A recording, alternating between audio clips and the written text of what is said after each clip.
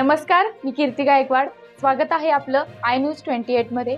चला तर मग जाणून घेऊयात महाराष्ट्रातल्या ताज्या घडामोडी. निर्मला इन्स्टिट्यूट सामाजिक संस्था वैजापूर येथून मार्गारेट ताई, तारिका ताई, इरफान सर, बेलगाव महिला व चोरवागलगाव महिला शेतकरी यांनी श्री गोरखनाथ गोरे माळीवाडगाव यांच्या गांडूळ खत प्रकल्प, शेवगा शेंगा बीज प्रकल्प तसेच जांभूळ फळझाड बाग भेट दिली. सरांनी उत्कृष्टपणे महिलांना समजेल असा भाषेत गांडूळ खत प्रकल्प, गांडूळ बीज प्रकल्प, फळझाड लागवड, शेवगा बीज प्रकल्प समजावून सांगितले.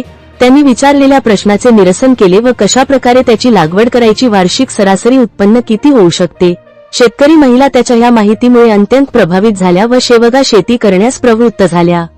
शेवगा लावायलाच पाहिजे व कमी खर्चात चांगलं उत्पन्न घ्यायला पाहिजे असा निर्धार त्यांनी केला.